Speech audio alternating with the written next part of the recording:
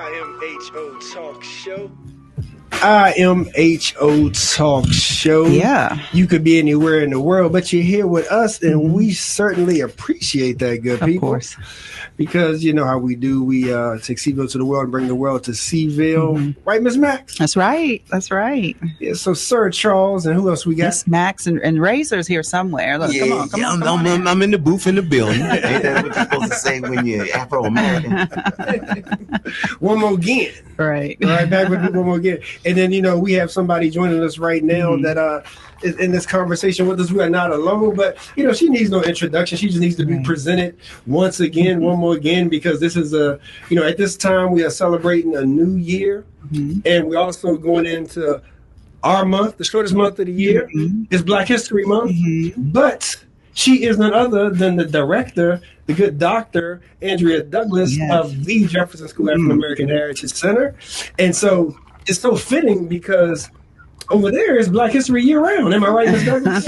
Rarely, there are days where people are like, you don't celebrate Black history.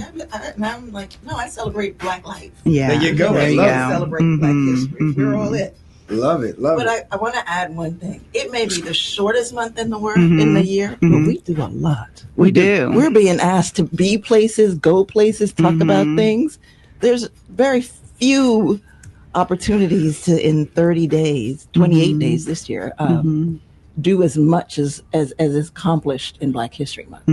Facts. And, you know, thank you for being such a great community partner. Thank you for being what you are to Charlottesville. For those that don't know, you are you hold the foundation down when it comes to a cornerstone of Charlottesville history, Black history, African American history to be specific.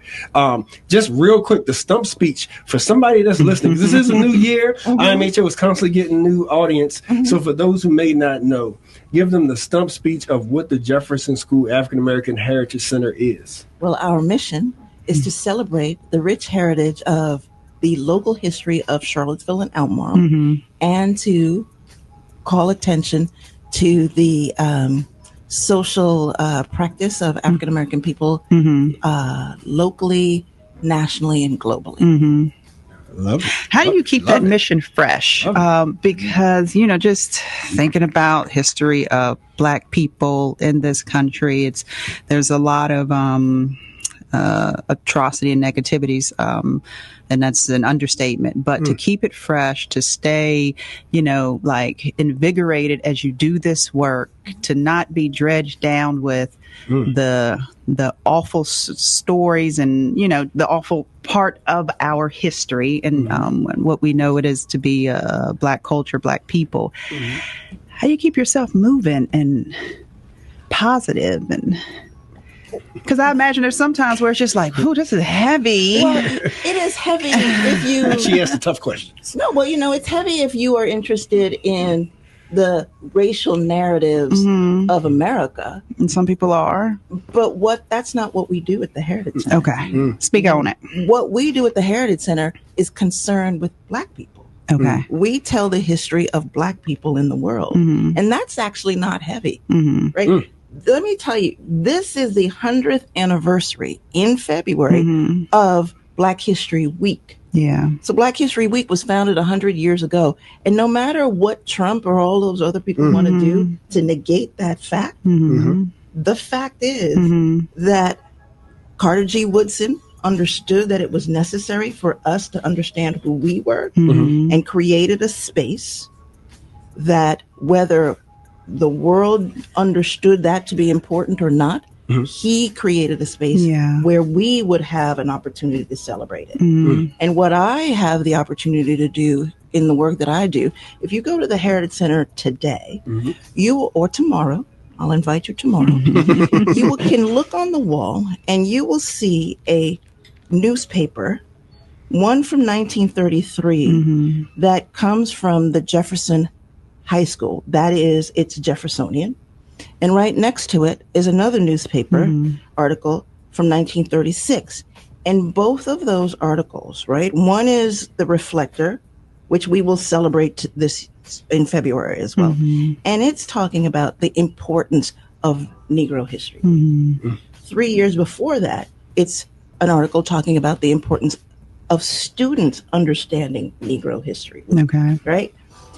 And so what I spend most of my time doing, and to answer your question about being fresh, is excavating that landscape, making sure that we have an opportunity to talk to whomever is interested in hearing about that narrative. So we do tours, and if one person shows up, we do a tour, right? The only time I don't do a tour is if I'm not scheduled. Yeah. Because there's always an opportunity to educate someone, to tell a story, to share a story. Much of what I know about Charlottesville comes from people telling me those stories. And when people talk about their histories, they don't talk about them. They tell you things that happened to them, good, bad, or indifferent, but they are engaging you in their life and their narrative. Yeah. And so you become a part of that as well, right? Right, yeah. So if you look at it from that perspective, it's difficult to feel to not feel invigorated, because every single day I know something new. If I may, Charles, follow up on that, because I wonder if that narrative in general misses a lot of Black people. And I say that because we often lead with the stories of our atrocities and suffering, and whatever discussion it is, a request, attempt, whatever point we're trying to get across. When we talk about ourselves and our history in this country, it's not from the perspective of celebrating some victories, the positive. It is, the atrocities is what is what guides that conversation. Exactly what I was thinking. Which, if I'm speaking honestly, Please. Sometimes, it's kind of like, all right, like we gotta, we gotta rise up at some point. We gotta change our way of thinking so that it is not always about what you did to me and why I am still suffering because of it. And I realize that there's going to be some people who completely disagree with the statement I just made, but do you at least understand it? I understand that. Okay. I completely understand that, but that's also the reason why I make the distinction about what we do. I mean, when one has a conversation solely about the racial history of America, that's where you live. Right? America has not been kind ever to Black people. True. Right? But the other piece of that is the persistence of Black people. Okay. Right? And so if you take even the Heritage Center as an example, right? We are here because Black people said we should be here. Yeah. Right? Yeah. There's a moment of persistence in that. There's an opportunity to just basking that space that says we understood that this narrative needed to be preserved, right? So some people want to call it resilience. I call it persistence, right? The constant desire to be described and to be engaged as human beings is largely part of the reason why systems need to control that desire, right? And so if we can continue to teach ourselves, teach our children, teach those around us, that it is the individual stories, it is the collective of those stories, and then moving even further out, it is the relationship that says that we are not only local people, that we are global people, and that global people, Black people speak, foreign language. Just say so. Right? Right. Yeah. So we can celebrate that. Right? We're not a monolith. No, we don't have to be limited in those places. And so I hear what you're saying, and I hear that it is the capacity. But Max, I also want to say to you, when you turn around and you look at your child and the growth of your child, there is joy in that. Right. You watch that kid become himself. And so when you start talking to somebody else about that, that is a narrative and a history. Yeah. And so I think it has a lot to do with perspective. And certainly it is, when you're in your day-to-day grind, it's hard to see it. But I am also a huge believer in what it means when you have that aha moment. Yeah. Right? And it is the collection of our aha moments that make all of that adversity palatable, if nothing else. Yeah, I agree with that. And I certainly don't want those who are listening to me to think that I am in some way devaluing those perspectives and those stories, because that is not it. I worry about how the psyche of those individuals who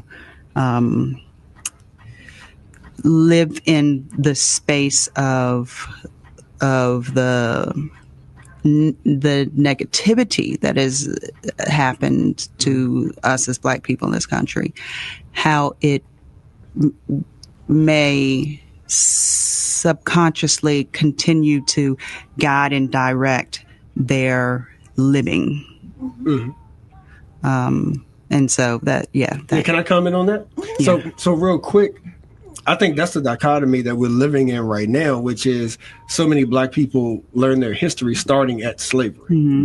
Like you're, especially in American education, like it makes you feel like I was born a slave. You know what I mean? Like every Black, like that's Black history.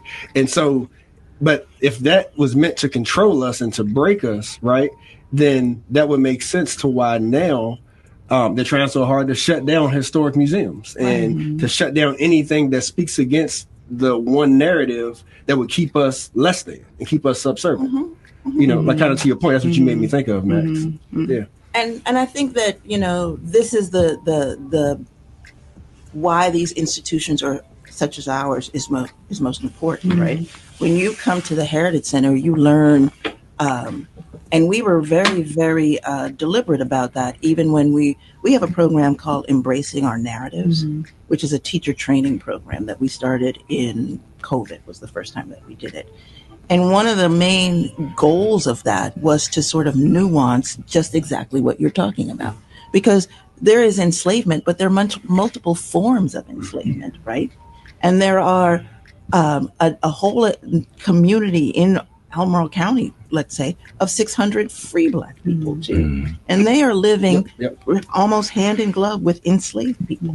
And so it is through institutions like ours and the kinds of relationships that we develop that these stories become more than just that single tone, right?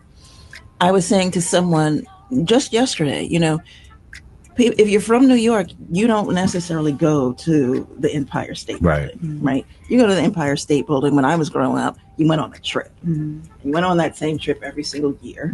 But then once you didn't have to go, you didn't go. So you brought your friends and those kinds of things. So to me, the Heritage Center is a little bit like the Empire State Building, right? The adults don't go every day, but the children do, all right? Mary Edelson once said to me, she came to Monticello and she pulled me over and she was talking to me about this one portion of the exhibition that was about Jefferson and his notes in the state of Virginia. And she said, our babies don't need to know this story. They don't need to be put in a position where they see something on our walls that makes them feel like they're less. And I looked around and I said, this little moment here, let me show you the juxtaposition, because what's on our wall is the great big image of the 1867 graduating class of the Jefferson School, right? And when you just take apart that image alone, the capacity and ability to show that to a young person and say, these are your people, right? They are from here like you are from here. That I have seen light bulbs click, right? The question is, how do you keep that click going all the time, right? Why I feel like we are important is because, you know, 13 years ago, there was no place for that institutional cliff. And so those are the reasons why you have to take your child to those kinds of institutions. Absolutely. If you aren't the one taking them, you have to sign the trip slip that says they can go. And then you have to ask the question, if this thing is just blocks away from us, why aren't we walking over there? Right? Can I tag on to what Max said? I very much believe what she was getting at, and I'm going to take it a couple steps further.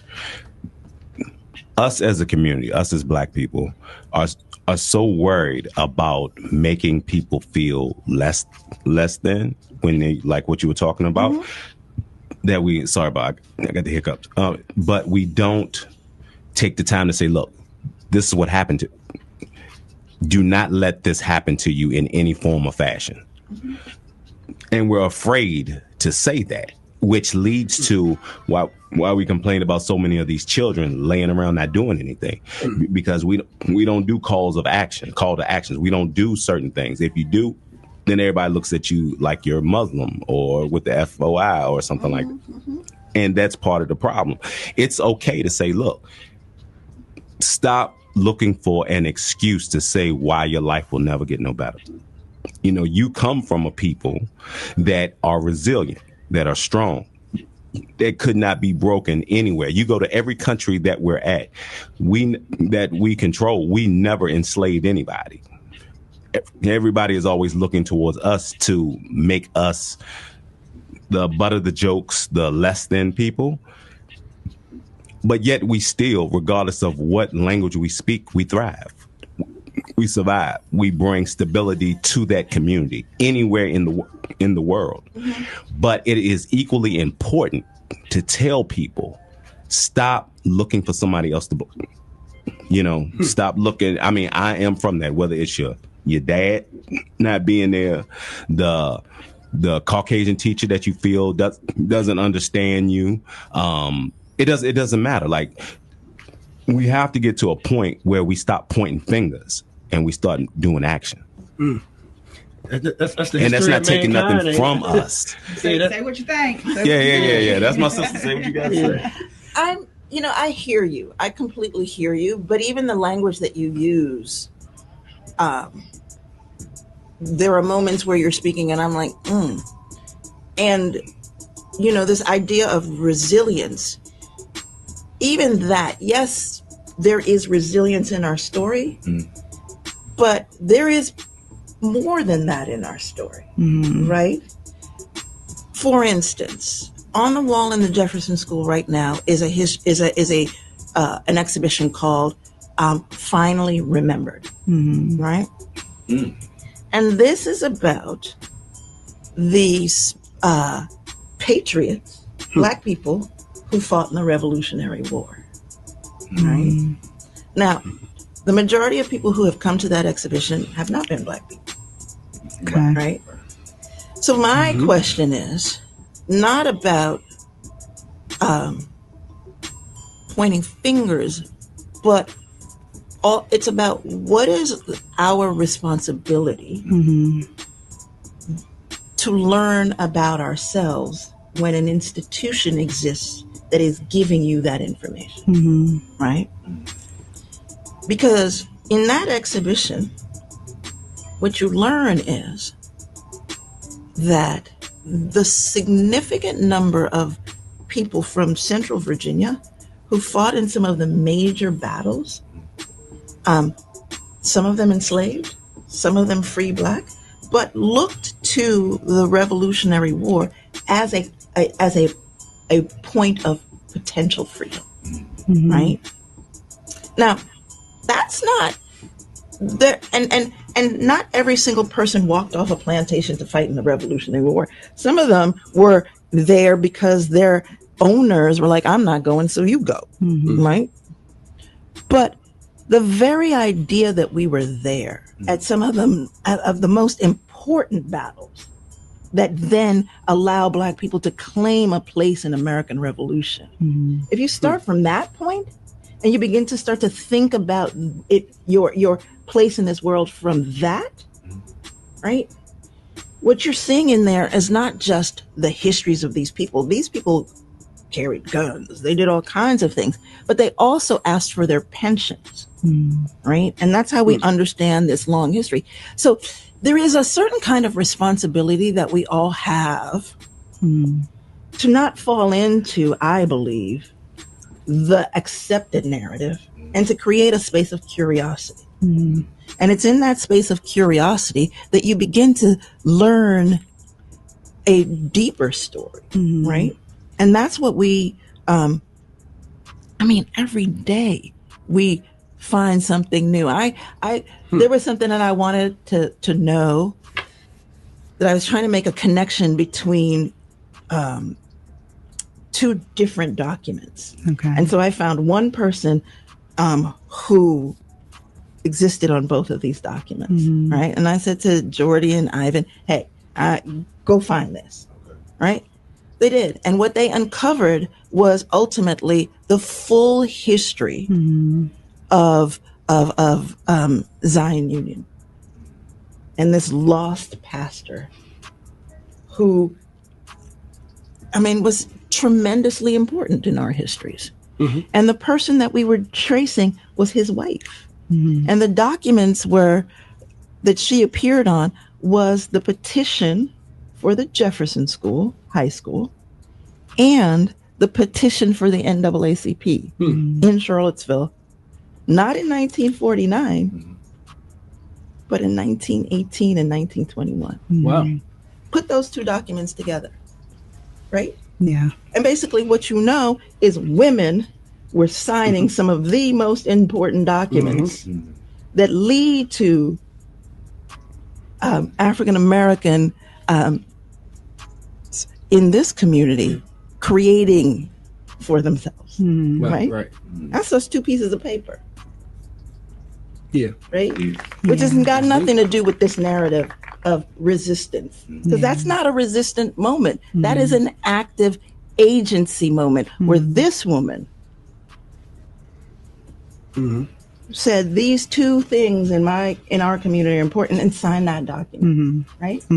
Yeah. Yeah. So it's a matter of perspective. It really is. It really is. And I was thinking about that as you were speaking. But for the sake of sounding cliche, I love and I care about my people. And even if we tell our stories and live in those spaces for the purposes of accomplishing something that betters all of us as a people, I am concerned and don't want those folks to be enslaved in their minds. And I liken that to, if I were to, let's say I grew up in a home with an abusive parent, right?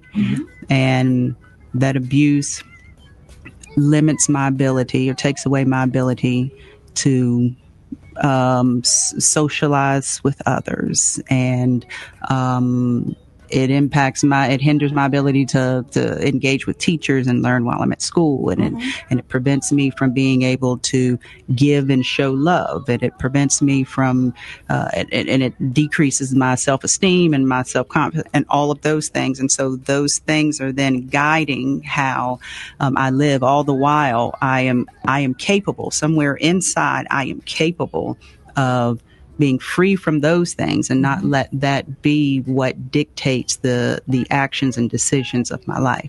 And that is what I think about, really. And I hope this comes across right. But that is what I think about, really, when I say that I just don't want the mind to stay enslaved with. I want the mind to be free, even though we continue with the work that we do. That's all. And I wholeheartedly agree with you. But I think that my optimism says there is a moment, a place. There is an opportunity, and some people don't have those opportunities. But what we would hope for is that in our world, in our sphere, there is some place where you can walk into in your life and say, wait a minute. Yeah. I see that. Yeah. that's me over there, right? That's why I talk about the aha moments, right? That's why we never turn anybody away. We don't look and be like, okay, this is canceled because there's no one here, right? If one person shows up, we go, right? I find that, this also goes back to that original question you asked me, because it is because of that person why I continue to go to work. Okay. Right? It is because of that person that I continue to try and figure out different ways of bringing this history into not the institution, but the immediate world. Right? When I think about what it is that even you're talking about Black History Month, we will celebrate on the 20th, for instance, the 100th anniversary of the opening of the Jefferson School, right? Yeah. So that first iteration. And so what I am hoping and what I'm working on is putting banners on Main Street. Oh, yeah. That images of those people who attended that school. And those banners will be up for a year. And we hope that by doing that, because people who may not walk one block down to have some engagement with this significant moment in our community. And we can't just say, okay, we're going to celebrate it for that one day. Right. The opening of that school changed lives. Absolutely. Right? It opens in 1926, and 4 years later, it's an accredited high school. Yeah. Right? It changes lives in ways that say that there are oral histories where people are talking about the sacrifices that teachers made in order to see that they succeed. Right. Yeah. Right? So that's one way, right? And we'll do that. The other thing that we're going to do is, when I first started there, I was compelled by the story of Isabella Gibbons. Okay. Right? Isabella Gibbons is the first Black teacher, right? 1867, she's making a speech that's at the front of the Jefferson School. That's 2 years post emancipation. And it's one of the more revolutionary statements that you're going to hear, right? My ability to take one person and say, read that. Yeah. Right? Again, enslaved, a woman. She doesn't even in 1867, she's saying, we will not forget. 1867 is the year of the first time that Black people have to vote, right? So just imagine what that experience looks like. Right. On the 28th, we'll do our Liberation and Freedom Day run, right? That is something now that we've done for 5 years. It is an 8-mile run that takes people past important African-American sites that basically tell the history of Black people here. I was on the back of a motorcycle once with some guys. Uh-oh. You ain't telling on yourself. I was given a tour on the back of this motorcycle. Is that the story you go on? Yeah, I never heard that one before. I'm almost gotta go. Right? But, and we're going to places, and this guy's like, I lived in this town my whole entire life, and I have never seen any of these things, right? And he goes into the Daughters of Zion Cemetery and finds his people, right? Awesome. That's awesome. Those are the kinds of things. So we do Liberation and Freedom Day is March 3rd, but this run, we partner with Prolific, and last year was 141 people who were engaged with that, right? We now have an app that someone can look and do that walk, run at any time in the year. So it is, so if one considers how one is lucky enough, and again, this is not about me, this is about the desires of people to create an institution. And all I'm doing is doing the Just best the I steward can right now to live up to that desire. and to live up to the stories that we uncover every day, because those stories talk about who we are and who we, not because of their resilience, right? Because of their persistence, even in situations of deficit. These Black people were like, right. An ordinance, we still don't buy property, right? You're going to make it hard for us to hold on to our property. You're going to wipe out entire communities, right? But before that moment happened, before the Depression happened, there's also 100 years before that moment where that school was open and remained in the community. So do you think that it was easier for us to live, and I use that term loosely, that word loosely, when our bodies were in bondage, but we had to keep our minds free to survive? Or when we physically were free, but our minds may have then been in bondage? Again, I have a different perspective. Okay. That's what I want to hear. I have a different perspective. That's what I want to hear. And my perspective says that as an economic system that enslavement became, the capacity for Black people to be free was not solely as a consequence of the majority population making us free. That's the first thing. And then the recognition that Black people were necessary to it's like you take a genie and you try and stuff it back in the bottle. The pressure that you need to put on a person to stuff it back in the bottle is a significant amount of pressure. And so if you think about the 19th, 20th, and now even the 21st century, you can see it in that kind of way. But nonetheless, we were able to, again, buy property, hand that property over to our families. And there is a moment that you can ever continue to chart. When people ask me about massive resistance, I'm not talking about massive resistance because white people decided to close Black schools. I'm talking about the rise of the NAACP and the way in which this community went from less than 100 members to almost 1,500 in a matter of years. And it is that force that causes us to integrate our schools, right? So when you see that kind of ability to create spaces of activism, then you have to exert a particular kind of pressure on that, right? And I know, again, someone listening may be like, Andrea doesn't really understand it deeply. Trust me, I understand it deeply. Who would say that?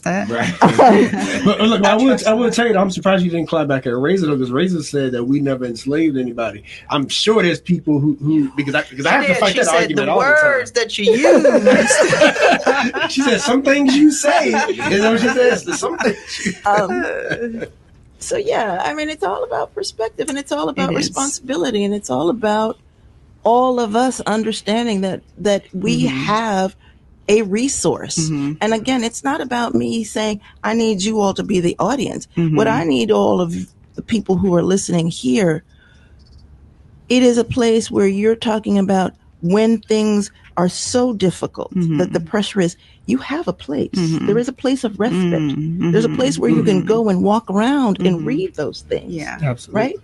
If you feel like there's someone who needs to be reminded, bring them and remind them. Because there are places that don't have a heritage center. Right.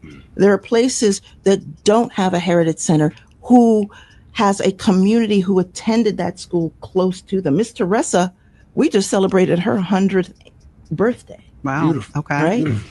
Miss Teresa was at Jefferson School in the 1940s. At one point, I think, and I may be wrong, she may correct me about this, I think she was like homecoming queen at one point, right? Okay. You know, Miss Teresa. Miss Teresa, you know. Talk about our brother Eddie, who just recently died. God I know bless. what I know about this place from him. He used to come and see me, and we'd sit down, and he'd explain things to me. Yeah. So those are the stories that drive the narrative that we tell. It is not a story that we're hearing from white folk about us. Yeah.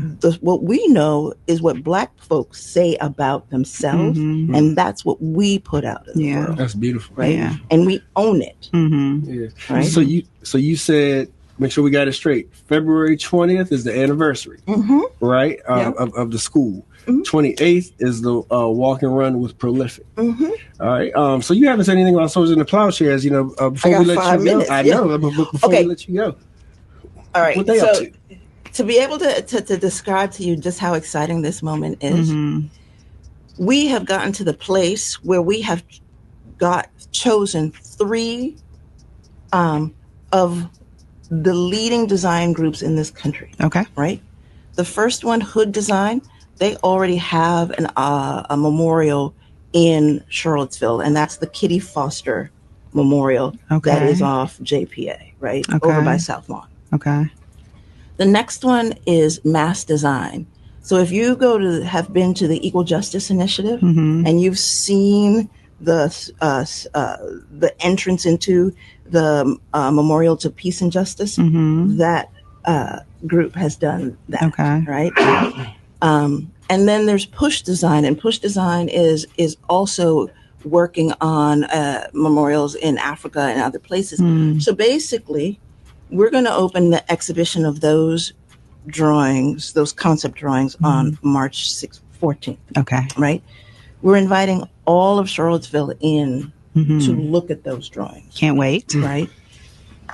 To engage with us in a conversation about civic space, public space. To really think about this place not just as Charlottesville, as its place on the map, but understanding things like there are 2 UNESCO World Heritage Sites in this country. Okay. One of them is Monticello and the University of Virginia together. Okay. Right? What we're trying to do is put an object in that interstitial in-between space. Right? So this is not just solely about that. The other thing that we've said to those people who have concept drawings is that, yes, we understand that something happened here. The world sees us in a particular place. And so we would like something in our community that speaks to that trauma. In the same way, something like the Memorial to Murdered Jews in Berlin speaks to that trauma. Because it's that kind of importance. We don't want people to forget. Right?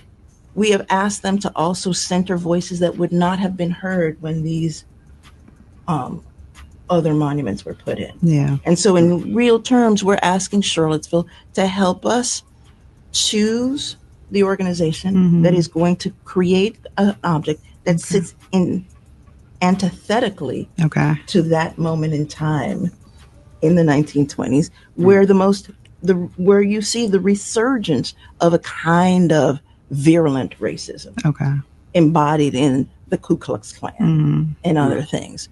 So I think that, there is no greater moment. There are greater moments, maybe, but this is one of them. It is. It certainly is. This is certainly one of them.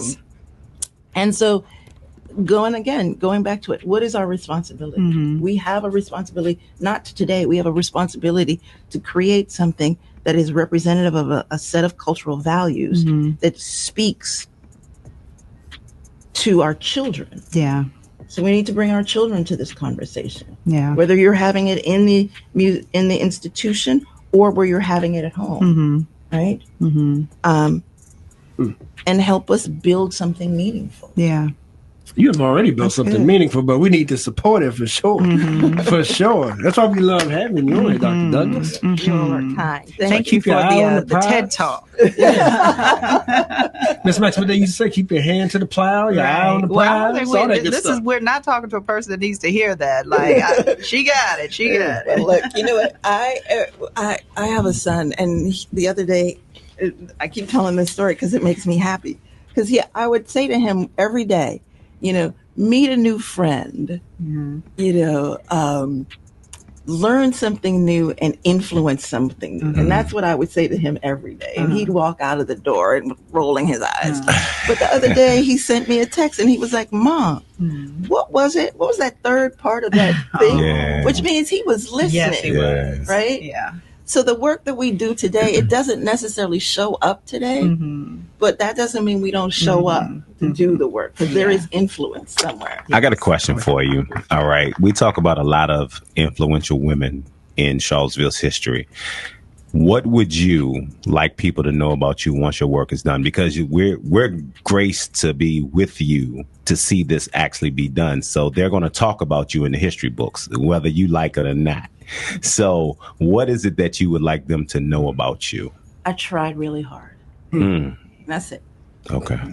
And I don't like to lose. So that's all it is. I like that. That's all it is. I'm not, This place is not my home. Is not where I came from, but I have made it my home, and I have come to understand this story and know that if you are looking for an American story, and if you're looking for places where that story can teach you something, this is the story you should know. So, appreciate that. Dr. Douglas, thank you as always. You're welcome.